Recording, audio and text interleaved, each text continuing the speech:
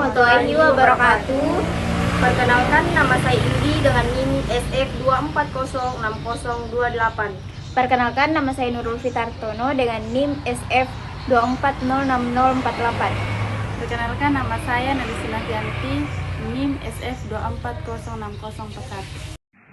Baik, di sini saya akan menjelaskan tentang cara pembuatan obat tradisional yang baik.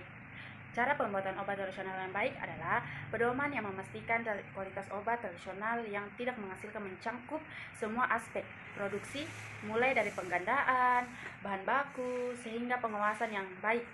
Dan adapun tujuan untuk menjamin bahwa obat tradisional yang dihasilkan selalu memenuhi persyaratan mutu dan aman digunakan. Dan adapun dasar cara pembuatan obat tradisional yang baik.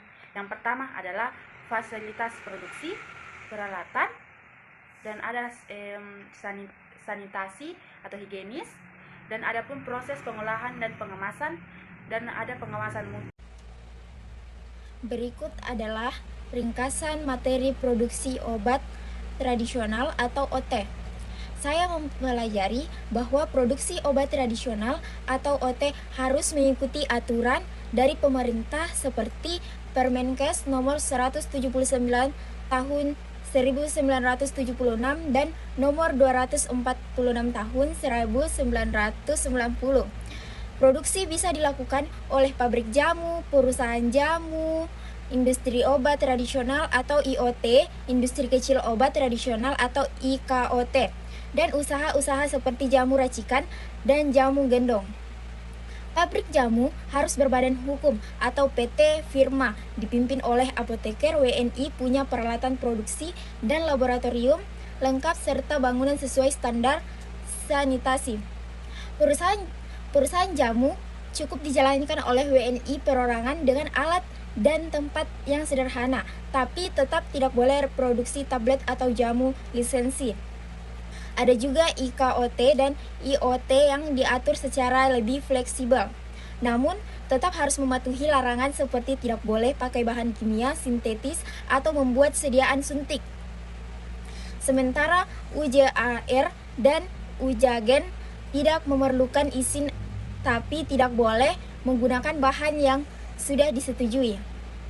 Produksi OT terdiri dari penyiapan bahan baku berasal dari tanaman, budidaya atau tumbuhan liar yang disortir, dicuci, dan dikeringkan.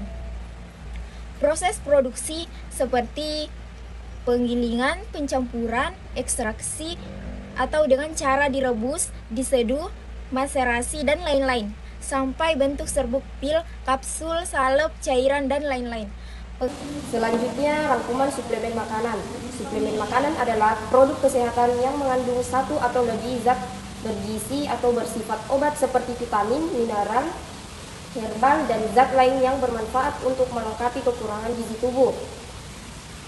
Cakupan suplemen meliputi vitamin dan mineral, enzim, asam amino, hormon, herbal, antioksidan, probiotik.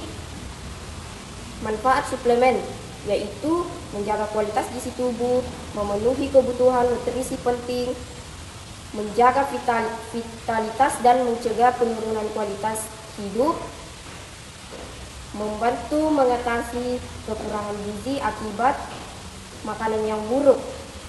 Sekian dari video kami.